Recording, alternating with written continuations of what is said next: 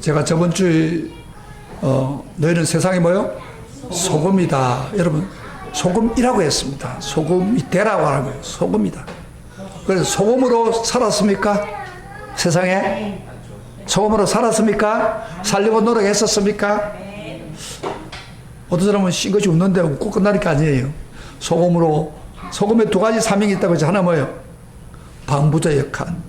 죄로 썩어가는 세상을 떠섞지 못하도록 하는 사명. 또 한 가지는 뭐예요? 기독교인들의 성품을 가지고 맞설 내는 삶. 그 팔복의 정신을 가지고 맞설 내는 삶. 그것이 바로 뭐예요? 소금의 삶이었다. 소금은 희생을 해야 되죠. 희생해서 맞설 내야 된다고 분명히 말합니다. 오늘은 저는 예수님이 너희는 소금이라고 말씀하고 끝나지 않고 또 한 가지 더 이야기를 해요. 너희는 세상의 빛이다. 이것도 또 빛이 되라고 말하는 게 아니고 너희 빛이다 그렇게 이야기를 했습니다. 그래서 빛의 사명을 감당해라. 따라합시다. 너희는 세상의 빛이다. 여러분 옆에 사람 보고서 당신은 세상의 빛입니다. 싫든 좋든 빛입니다. 아멘. 그 빛으로 살아야 된다는 걸 이야기하고 있는 거예요. 그래서 두 번째 말씀을 오늘 좀 집중적으로 해서 말씀을 전해보겠습니다. 우리 마태복음 5장 14절부터 16절까지 한번 읽으면서 한번 머리에 애웁시다. 이 전체적으로 핵심을. 이렇게 성경은 애우고 나면 영원히 남습니다. 우리 다 같이 한번 읽어봅시다. 14절부터 16절까지 읽으면서 애우는 뜻으로 한번 애워봅시다. 다 같이 시작. 너희는 세상의 빛이라. 산 위에 있는 동네가 숨기지 못할 것이요 사람이 등불을 켜서 말 아래 두지 아니하고 등경 위에 두나니 이러므로 집안 모든 사람에게 빛이니라. 이같이 너희 빛이 사람 앞에 비치게 하여 그들로 너희 착한 행실을 보고 하늘에 계신 너희 아버지께 영광을 돌리게 하라. 3절을 외우기가 쉽지 않습니다만은 이렇게 내용을 생각하면서 읽어보세요. 너희는 뭐요? 세상의 빛이다. 그러면서 산 위의 동네가 숨겨지지 못할 것이 무슨 이야기입니까? 빛이니까 다 비치게 된다 이 말이야.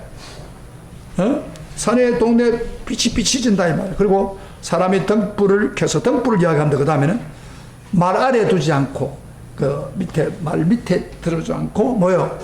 등경 위에 드나니 이러므로 집안 모든 사람에게 비치는 집안 사람들에게 비치기 위해서 그렇게 했다 그 말이에요. 빛의 역할을 이야기합니다. 그 다음에 이같이 너희 빛을 사람 앞에 비치게 하여. 그래서 하나 빛이라고 안 놓고 이거 빛을 사람에게 비치는데 그 빛이 뭐예요?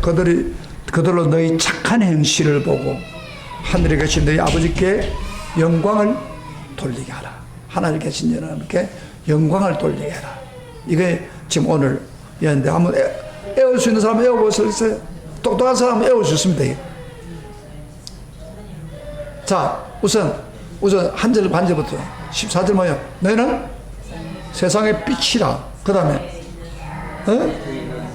산 위에 있는 동네가 숨기지 못할지니라. 그 다음에 너희는 세상에 사람의 등불을 켜서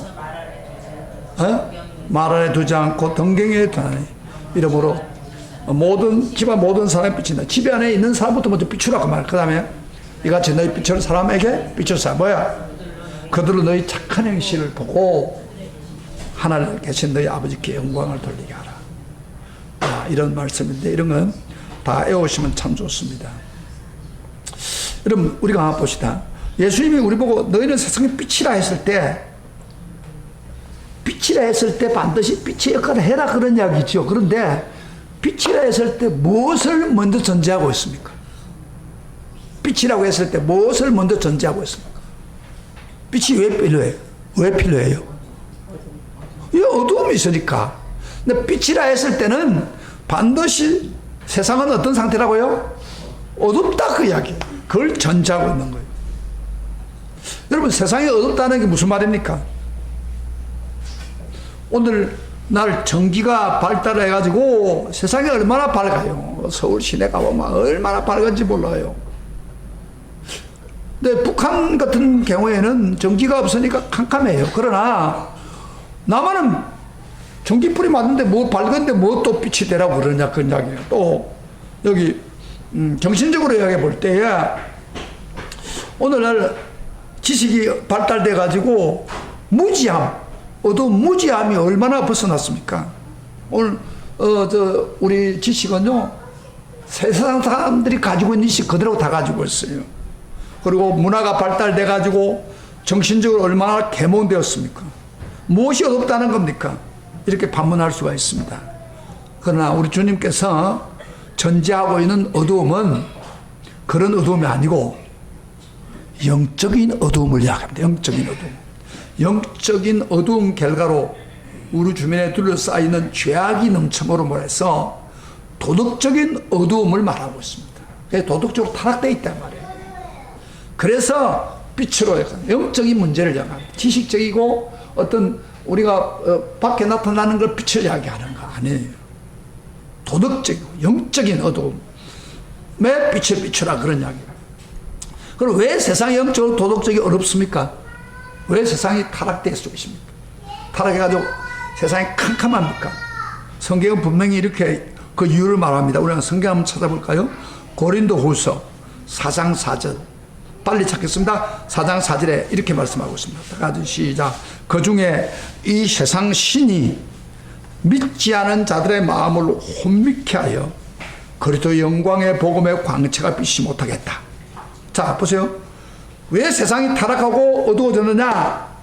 이 세상 신이 믿지 않은 사람의 마음을 혼미케 해서 그리스도 영광의 광채가 비치지 못했다. 다시 말하면 이 사탄이, 세상 신은 사탄입니다. 흑암을 다스리고 있는 사탄이 온 세상으로 하여금 죄악으로 타락하게 만들었다. 그래서 어둡게 했다.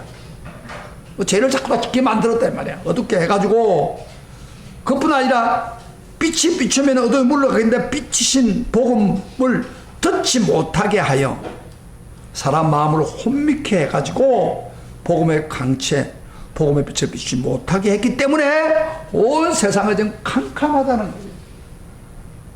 네, 그걸 이야기하고 있습니다. 그래서 이 세상은 가면 갈수록 타락됩니다. 여러분 요한계시록 보면 뭐예요? 네? 바벨론은 너무너무 타락해가지고 하나님이 나중에 심판하잖아요. 네, 그런 세계가 되는 거예요. 그런데 그러기 때문에 뭐요? 성경은 말하기를 세상에 영적으로 도덕적으로 없다는 것입니다. 그렇기 때문에 우리들 보고 너에게 빛이라 그런 이야기, 빛의 역할을 해라 그런 이야기. 근데 우리 예수님이 너희를 빛이라고 하면서 빛의 역할을 하라고 하신 그 사실 예수님 자신이 빛입니다. 빛 자체예요. 요한 복음 1장 9절에 보면 이런 말이죠. 참빛 곧 세상에 와서 각 사람 비추는 빛이 있다. 바로 예수님이 빛이에요. 빛이라는 겁니다. 그리고 우리가 요한복음 8장 12절에 보면은 예수께서 또 이렇게 가르쳤을 때 나는 이렇게 가르쳤을 때 나는 세상의 빛이니 나는 세상의 빛, 나를 따른 자는 어둠에 다니지 않고 생명의 빛을 얻으리라. 세상의 빛이라고 예수님 자신이 이야기했어요. 그리고 9장 5절에 보면 이렇게 말합니다. 내가 세상에 있을 동안에는 세상의 빛이다. 세상에 있을 동안에 세상의 빛이다. 그렇게 이야기합니다. 그러니까 예수님은 이 세상에 있으면서 빛으로 오신 것입니다. 그러면요, 우리 주님이 이제 떠났잖아요. 세상에서 떠났는데, 그럼 빛은 떠나야지요. 여러분, 태양이 지고 나면 무슨 빛이 필요합니까? 달빛이 필요한 거예요. 그렇죠. 밤을 환하게 해줄 다시 필요한 것과 마찬가지로 우리 예수님의 역할은 태양으로서 역할을 했습니다. 그러나 빛의 근원이신 예수 그리스도 우리 마음에 진심이 영접해서 우리가 예수를 믿고 나부터는 뭐요? 예수님처럼 태양 같은 참빛은 될 수 없지만은 그리스도를 소유했기 때문에 우리는 그리스도의 태양의 빛을 받은 반사체로 된 달빛이 될 수가 있는 것입니다. 그래서 우리가 보고 태양이 되라는 게 아니에요. 예수님만이 태양인데 달빛은 뭐요? 태양의 반사를 받아가지고 달빛이 됐다. 이 어두운 밤에 달빛처럼 빛을 드러내라. 그런 이야기입니다. 그래서 바울은 이런 말을 했습니다. 에베소서 5장 8절에 너희가 전에 어두움이었더니 이제는 주 안에서 빛이라. 빛의 자녀처럼 행하라 그랬잖아요. 빛의 열매는 모든 착함과 어려움과 진실함에 있다. 이게 전에 예수 믿기 전에 어두움이었어요. 그렇지만은 이제 주 안에서 빛이 되고 빛의 열매는 착함과 어려움과 진실함에 있다. 우리가 빛인 것을 어떻게 알아요? 착한 행실, 진실한 행동. 그런 걸 볼 때 세상 사람들 빛이구나 그렇게 만나요. 오늘 그 본문 다시 마태복음 5장 16절에도 이렇게 말합니다. 이같이 너희 빛을 뭐요? 사람 앞에 비추게 하여 저희로 너희 착한 행실을 보고 하늘에 계신 너희 아버지께 영광을 돌리라. 뭘 보고요? 착한 행실을 보고 우리가 하는 행동을 보고 사람들 우리를 바라보면서 빛이구나 하고 하나님께 영광을 돌리도록 한다 그 말이에요. 그러니까 여러분 꼭 매기서 알 것은 진짜 빛은 예수님입니다. 그렇지만 예수님이 우리에게 예수를 믿고 있는 사람들은 햇빛을 받아가지고 달빛이 생긴 것, 빛난 것처럼 우리도 달빛처럼 세상을 비춰야 될, 착한 행수를 비춰야 될 사람이다. 그런 이야기입니다. 자, 그러면은 예수님이 너희는 빛이라면 구체적으로 어떤 빛이란 겁니다. 뭘 비추라는 거예요?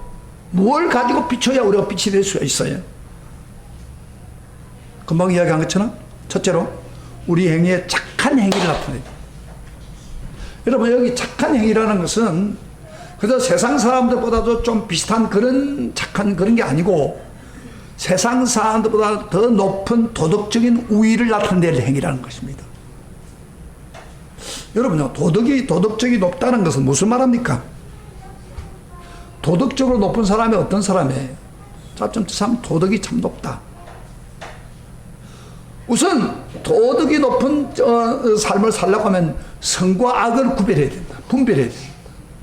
선과 악을 구별하지 않고 그저 살면은 도덕적 우위가 될 수 없습니다. 분별은 안목을 먼저 가지고, 그 우리가 성경을 통해서 안목을 가지고 그 다음에 실제적으로 악보다도 선을 추구하고 사는 삶, 그런 사람이 도덕적으로 높은 사람이다 그럽니다. 도덕적으로 높은 사람이 되라는 말이에요 이게. 빛을 살아라는 말씀은 도덕적으로 높은 사람이 어떤 사람이라고요? 설교를 이게 잘 안 듣는 거 같아서 다시 내가 한번 이야기해. 도덕적으로 높은 사람이 뭐예요? 어떤 사람이라고요? 선과 악을 구분. 네, 선과 악을 먼저 구별해야 돼. 말씀을 통해서 구별하고, 그리고 설교를 듣고 가는 게 아니고 그 삶을 붙들고 살아가는 거예요.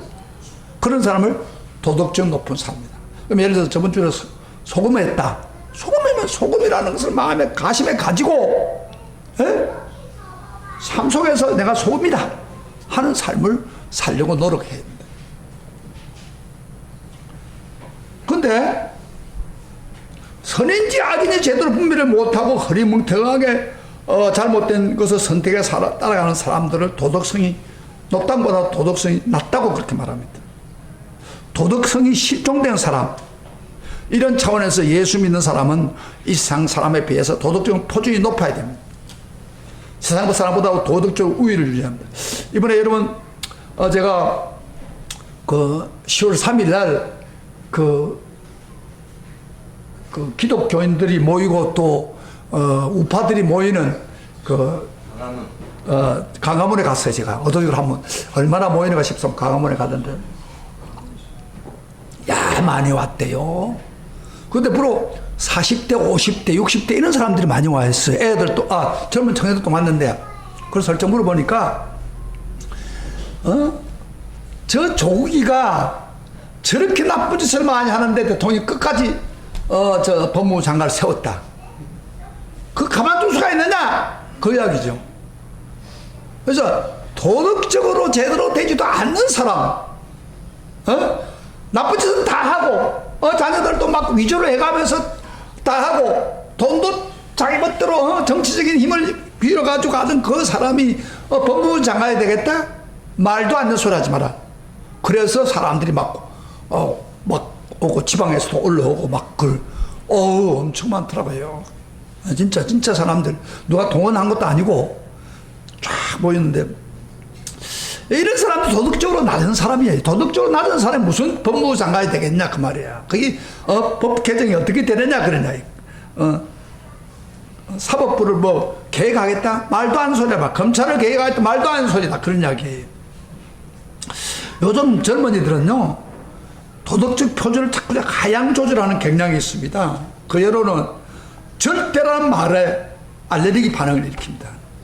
절대 신이다 하면 우리 기독교 하나님은 절대 신이 어디냐고 반발합니다. 절대 선에 대해서도 요새 세상에 절대 선이 어디 있느냐 하고 빈정됩니다.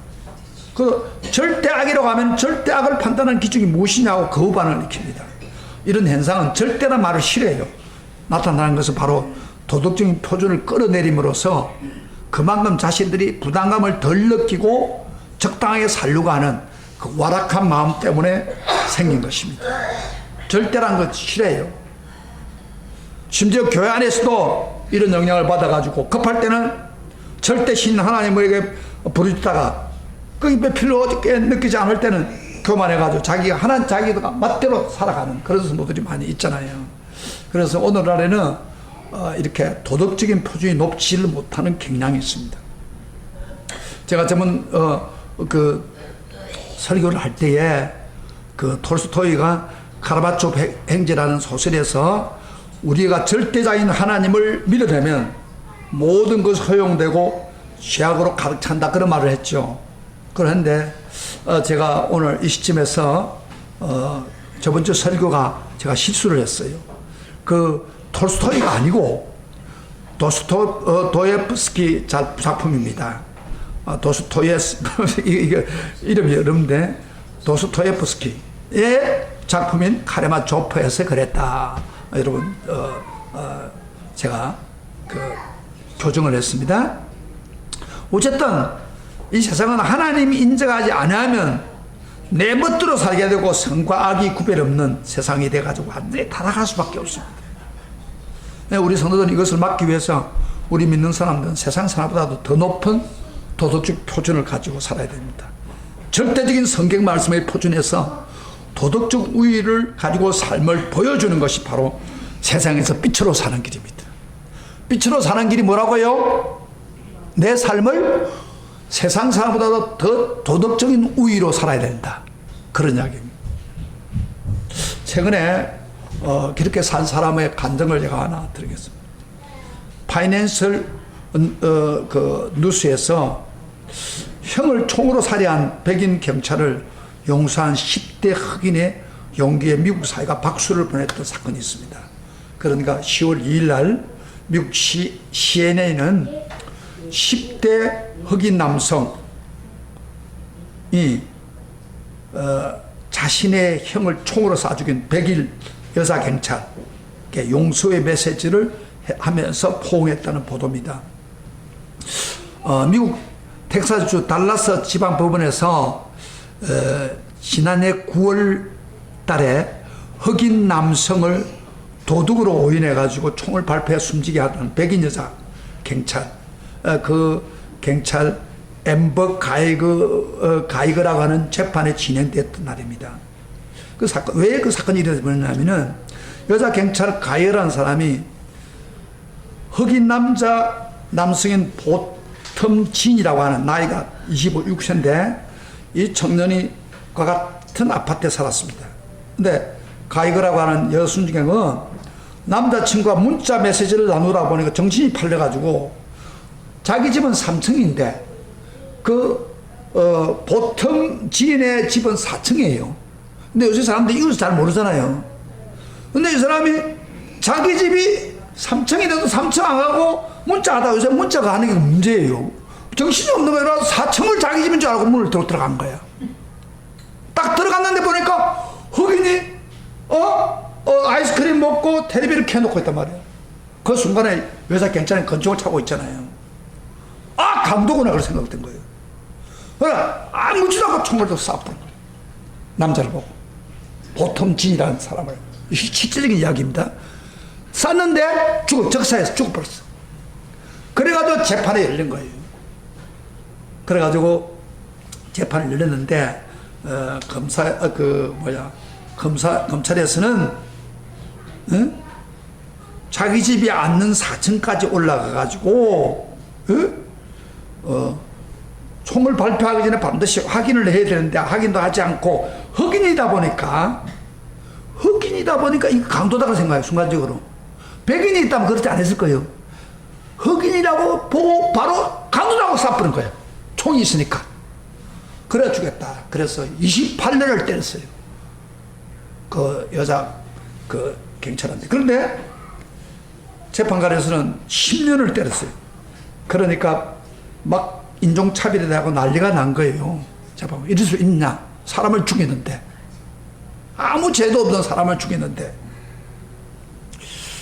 그래서 이제 법정에서 지금 하고 있는데, 그래서 사람들이 반발을 하는데도 불구하고 많은 시민이 야유를 보내고 있는데, 이때 정인으로 출석했던 그 보텀 지인의 동생 브렌트 친이라는 사람, 18살짜리예요. 이 사람이 친동생이 그 정인으로 서 있다가 그 여자한테 이런 말을 했습니다. 나는 우리 가족에게 얼마나 많은 것을 당신이 빼앗아 갔는지 여러분 말하고 싶지는 않다. 분명 당신도 잘 알고 있을 것이다 하면서, 나는 당신이 진심으로 뉘우치고 사과한다면은 당신을 용서하겠다. 그런 말을 한 거예요. 재판에 쉽지 않거든요. 당신 죄를 다 용서하겠다. 그러면서 아마 당신 진심으로 뉘우치고 진정으로 그리스도에게 기여하면, 그리스도인이 된다면 하나님도 당신을 용서할 것이다. 나는 당신이 망가지기를 원하지 않는다. 여자 경찰 보고 자기 형을 쏘아 죽인 사람 보고 나는 망가지기를 원하지 않는다. 한 인간으로서 당신을 사랑한다. 당신에게 나쁜 일이 일어나지 않기를 바란다. 그렇게 해요. 여러분요, 생각해 보세요. 가해자가 피해자 보고 좀 용서해 준다는 거예요. 그러니까 이 경찰 가이거가 감격의 눈물을 흘리고 있을 때 브렌트가 판사에게 이렇게 얘기했어요. 용서하는 뜻으로 내가 가이거를 좀 안아줘도 괜찮겠냐고. 그러니까 판사가 고개를 끄덕였습니다. 그래서 브렌트가 손으로 눈물을 훔친 뒤 정인석에 내려가서 가이거를 껴안고 당신을 용서한다, 그렇게 된 거예요. 그러니까 자기만 용서한 게 아니고 그 가족들, 그 부모들까지도 당신을 용서한다, 그렇게 했다. 그러니까 이 순간을 보고 용서와 힘이, 감동의 눈물이 쏟아지면서 그 재판장에 있는 재판관도 눈물을 걸썩였습니다. 그래서 그 달라스 시장인 존슨이라는 사람이 보템의 가족이 보여준 사랑과 믿음, 용기 있는 용서의 행동은 절대 잊을 수 없는 일이다 하고 찬사를 보냈습니다. 그러면 이 브렌트 가정은, 이 브렌트는 어떻게 사람을 용서할 수 있느냐, 그 말이에요. 아주 독실한 신자였습니다. 그 가정이 독실한 하나님을 믿기 때문에 이런 계기에 당신이 예수를 믿으면 내가 다 용서해 주겠다, 그런 이야기를, 복음을 전하면서 우리 예수님처럼 무조건 그 사람을 용서해 준 겁니다. 어차피 죽은 행은 할 수 없지만, 그래가지고 미국 그 사회가 막 들떴던 그런 얼마 전에 일어났던 이야기예요. 이 험하고 어두운 세상에 참으로 빛으로 살아간 천국 백성의 삶을 보여주고 있는 것입니다. 도덕적 우위를 유지하는 강한 그런 삶을 보여준 겁니다. 바로 이것이 세상의 빛이 될 수 있는 길입니다. 예수님이 지금 이야기하고 있는 것은 너희는 세상의 빛이다. 세상 사람들보다도 도덕적 우위로 살아라. 용서할 수 있는 사람을 용서해 주라. 그것이 바로 메시지입니다. 여러분, 제가 하나 물어볼까요? 자, 저를 보세요. 한번 고개를 들어보세요. 솔직하게 여러분, 정직하십니까? 어떤 상황에 불리한 일이 있어도 정직하십니까? 참말하십니까?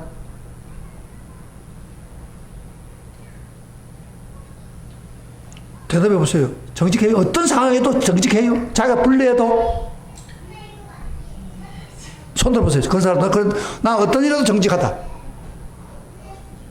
많은 교인들이 평소에는 정직하다가도 자기가 불리하면 뭐예요? 정직 안 합니다.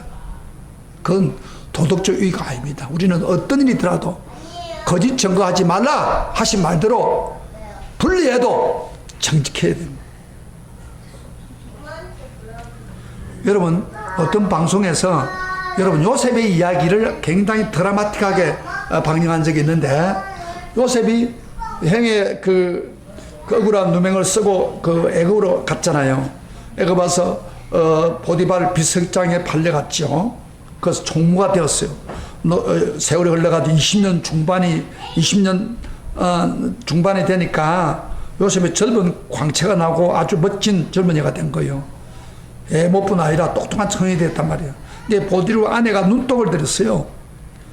자기가 참 잘생긴 남자란 말이에요. 그러니까 그 상대가 노예이기 때문에 자기 마음대로 즐길 수 있다고 생각하고 잠자리를 같이 자려고 막 유혹을 했어요. 그럴 때 계속 거절했죠. 하나님 앞에서 그럴 수 없다. 근데 어떤 날 집에는 아무도 없는데 여자하고 남자 부딪힌 거예요. 그러니까 이 부인이 옷장을 잡고 막 사정을 하니까 요셉이 너무 급한 나머지 도망간 거예요. 옷을 벗어버리고 도망갔단 말이에요.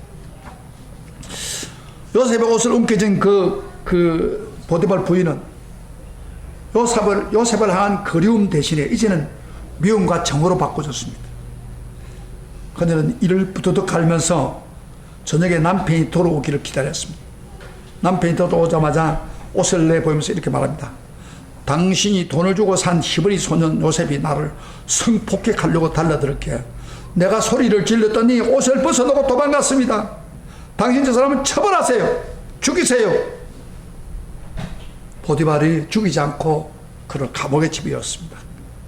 그런데 그 당시에 노예를 감옥에 넣는다는 것은 있을 수 없는 이야기예요.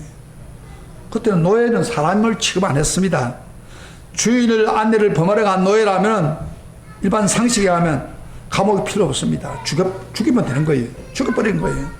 그게 당시의 풍속인데, 아니 저 감옥에만 집어넣고 보디발이 안 죽이거든요. 그러니까 자기 남편에게 이 부인이 저녁에 찾아와가지고 화가 나가지고 감옥에 넣는 걸 보고 화가 나가지고 그다음에 남편을 걸고 넘어졌습니다. 아, 당신은 아내를 겁탈하는 그 나쁜 짐승 같은 놈을 왜 살려둡니까? 뭐가 좋아서 살려둡니까? 그렇게 말했더니 그때 보디발이 이렇게 말했습니다. 남편이 나는 지금까지 요셉이 하나님의 이름으로 하는 말을 한 번도 거짓한 적이 없다는 것을 내가 보았어. 그가 하는 말을 내가 믿어요. 이제 요셉은 난 그런 적이 없다고 소리치니 그걸 믿었. 그 이 소리를 듣더니 그 부인이 화가 더 나가지고 그럼 내가 거짓말 했단 말이요? 하고 달려들었습니다. 그래서 보디발이 남편이 그동안 참았던 분노를 터뜨리면서 자기도 모르게 주먹으로 아내 뺨을 때렸습니다. 때리면서 이렇게 말했습니다. 이 요사스러운 놈 같으니 너가 유혹했지, 내가 꼬리친 거 맞지? 하고 해쳤답니다. 그러면 굉장히 실감있게 묘사한 건데, 보디발이 요셉의 말을 아내를 덜 믿었다는 것은 평소 때 요셉의 도덕성이 얼마나 높은가를 우리가 보여주고 있는 것입니다. 요셉은 하나님 앞에서 내가 어찌 덕지하려 하고 유혹을 이겼죠. 평소 때 거짓말을 많이 하던 사람이면 그 말을 안 믿었을 거예요. 그러나 그런 성실함을 보여줬기 때문에 도덕적 높은 표준을 가지고 살다 보니까 오히려 그 부인보다도 더 요셉을 믿었다는 것입니다. 여러분, 우리가 이렇게 요셉처럼 이 세상 사람보다도 다른 사람 믿을 수 없지만 저 성도의 말은 믿을 수 있어. 에? 저 성도는 믿을 수 있어. 이 도덕적 우위로 사는 사람한테 그렇게 말을 하는 거예요. 우리가 성도가 유지해야 되겠네. 그러니까 하나님 그렇게 보시고 하나님 죽이지 않고 감옥에 이었어. 그 감옥이 어떤 것으로 바꿔줬습니까? 바로 총리가 될 수 있는 지름길이 된 거예요. 하나님 복을 준 거예요. 예? 억울한 누명을 썼지만은 그것이 총리가 되는 길로 가는 직행이었습니다. 그렇습니다. 우리가 도덕적 우위를 보여줘야 돼. 세상 사람들 볼 때도. 자, 그러면 어떻게 우리가 빛의 삶을 살고 도덕적인 높은 표정으로 살려가면 어떻게 해야 됩니까? 사실 도덕적으로 남보다도 더 우위, 불신자보다 더 위의 삶을 살려면 어떻게 해야 돼요? 결국엔 다른 길이 없습니다. 빛이신 하나님과 깊은 관계를 가지고 살아야 됩니다. 성령 충만하고 하나님과 진정한 교제를 해야 그게 가능해요. 우리는 아까 내가 했죠. 빛은 태양이 아니고 달처럼 반사체입니다. 달이 발견하면 어떻게 돼요? 강한 빛을 받아야 달이 밝은 달이 되고 보름달이 될 수 있는 거 마찬가지로 우리가 하나님과 교제하면서 평소 때 그 빛이신 주님과 교제하고 성령 충만하면서 빛이 강하게 발산될 때에 우리는 요셉처럼 항상 하나님과 교제하고 충만해서 살아갈 때 우리가 도덕적인 우위를 냈습니다. 그래서 여러분 놀라운 사실은요, 요셉은 그 꿈 해석할 때 보세요. 꿈 해석 저절로 나옵니까? 그는 감옥에 있으면서도 성령 충만한 사람이었습니다. 하나님과 깊은 관계를, 꿈 해석을 마음대로 한 거 아니에요. 그래서 우리가 참 하나님과 좋은 관계를 가지지 않고서는 빛을 낼 수 없습니다. 한번 과거에 한번 은혜 받았다고 도덕적 우위를 나타낼 수 있습니까? 하나님과 교제가 없어지면은 나도 모르는 사이 세상으로 같은 흐름으로 가게 됩니다. 들어보세요. 왜 우리가 타락합니까? 하나님과 깊은 관계가 멀어져 버리니까 그 사정 타협하면서 살아간다. 도덕주의를 지키지 못하고 빛의 삶을 못 산다는 거예요. 여기 15절을 잠깐 봐. 15절 잠깐만 같이 읽어보자. 15절에 사람이 등불을 켜서 말 아래 두지 아니하고 등경 위에 두나니 이것은 집안 모든 사람이 등경을 이야기합니다. 등경을 사람들에게 알리라 그 말이에요. 등경 위에 두어서 이 등경이란 말이에요. 여러분 등불을 켜는데 등불을 잘 밝게 비춰줘야 집안 사람은 다 보일 거 아닙니까? 등불이 희미하면 어떻게 돼요? 비칠 수 없잖아요. 여러분 등불이 밝으려면 어떻게 돼요? 그 등불에 기름이 충만해요. 기름이 가득 차야 됩니다. 기름이 적으면 등불이 희미할 수밖에 없습니다. 여러분 기름이 뭡니까? 바로 성령 충만입니다. 성령의 기름입니다. 성령의 기름이 우리에게 충만하게 있을 때 우리가 세상 사람들에게 빛으로서 나타내면서 도덕적 우위를 지킬 수가 있는 거예요. 근데 내 자신이 하나님 관계가 빛이 발산되지 않는데 기름이 없는데 무슨 세상 사람에게 도덕적 우위가 될 수 있겠습니까? 제가 똑같아진다는 거예요 말이에요. 그래서 우리가 제일 중요한 거는 하나님과 깊은 교제, 어떤 일이 있더라도 여러분들 하루 일어나면서 하나님 교제하고 성령 충만하고 성령의 지배를 받을 때 나도 모르는 사이 도덕적인 우위의 삶을 살 수가 있는 거예요. 요셉의 삶이 그거예요. 자, 그래서 하나님 교제하고 성령 충만한 성도가 되어서 하나님 영광을 드러내고 빛을 드러내는 성도가 되시기를 축복합니다. 그 다음에 하나만 더 봅시다.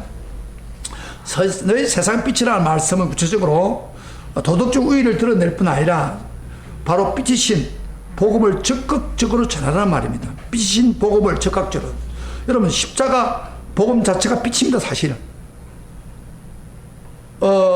여러분 착한 행동을 사람들에게 보여줬다고 해가지고 도덕적 우위를 보여줬다고 사람들이 적시로 예수 믿습니까? 기독교를 좋게 볼 수는 있지만은 기독교의 매력은 느낄지 모르지만 적시 믿지는 않습니다. 그럼 적시 믿으려면 어떻게 돼요? 안 믿는 사람들을 빛으로 만들려면 복음을 전해야 됩니다. 매력만 보여줘가지고 그 사람 믿지 않아요. 예수 믿는 사람 뭔가 다르다 그거 가지고 믿지 않아요. 직접 복음을 전해서 빛을 보여줘야 됩니다.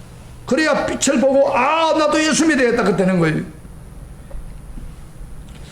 복음을 전해서 바로 빛이신 예수를 만남으로 그들이 빛이 될 수가 있다는 거예요.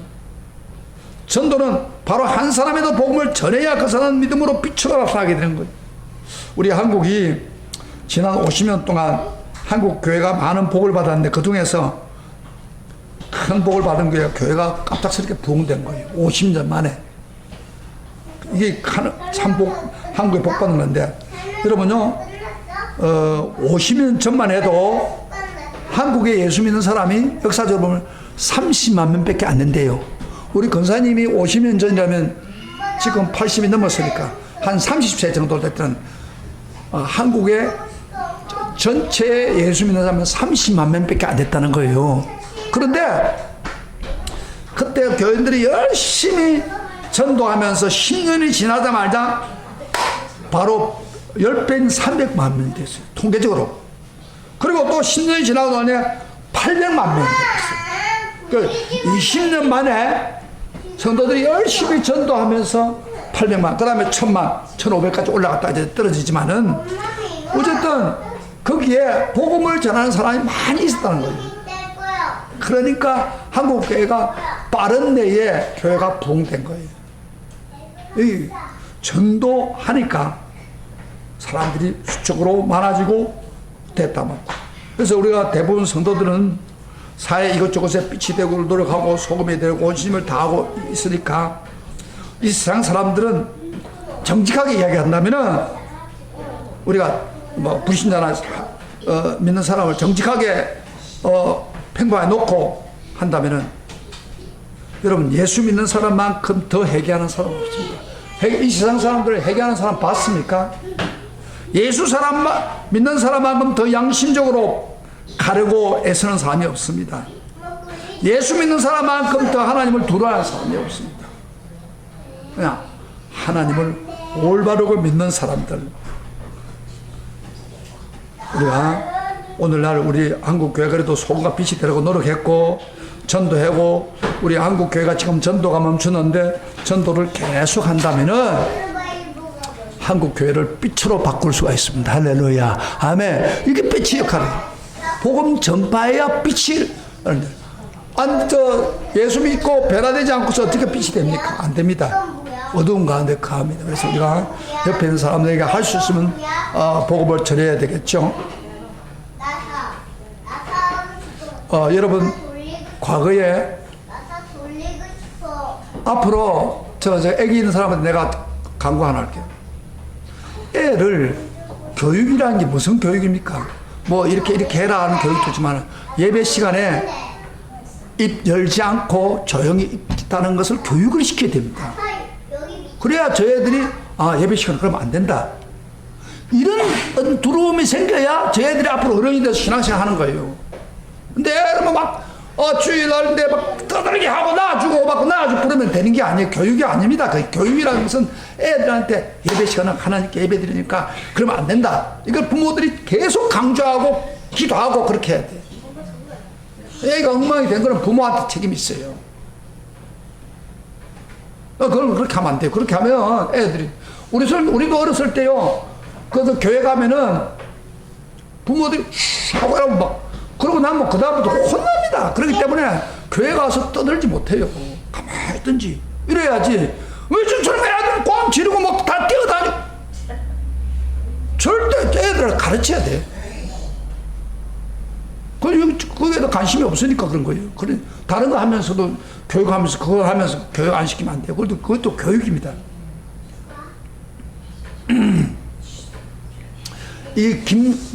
여러분 김진규 목사라는 사람인데 중생교회 과거에 선임했던 중생교회 김진규 목사를 여러분 아는지 모르겠어요. 자기 아버지가 주지성, 자기 아버지 주지성과 90명의 이상의 선임들을 전도해서 교회를 세운 사람입니다. 중생교회라고. 그가 예수 믿기 전에 조계종 선임 이러면 그 선임 중에서 조계종만큼 더 확실하게 훈련받은 사람이 없어요. 3대체 불교를 믿는 가정에서 대처성의 아들로 태어나 초등학교 때부터 성복을 입고 자란 사람입니다. 그 김진규가 불교의 여러 과정을 오랫동안 수행한 결과 불교의 최고의 선임인 조계종 선임이 되었습니다. 그런데 자기가 존경한 노 선임이 중풍으로 쓰러져 가지고 다비식을 하면서 불에 태워 죽잖아요. 불에 태워 가지고 장작에 불에 태워 가지고 죽이는 걸 보고 마음에 회의감이 생긴 거예요. 마지막까지 저렇게 잘 선임으로서 살았는데 이렇게 불에 타가지고 가는 것, 그 이해가 안 되는 거예요. 회의감이 생기기 시작했습니다. 그런데 어느 날 시주로 갔는데 이 사람이 김진규가 시정한데 한 청년이 동냥을 해주지 않고 성경을 읽고 있다가 성경을 주면서 예수 믿으시고 그런 게 선임 보고 예수 믿으세요. 이 성경 읽고 예수 믿으세요. 그랬다면 청년이 가슴이 뜨거워서.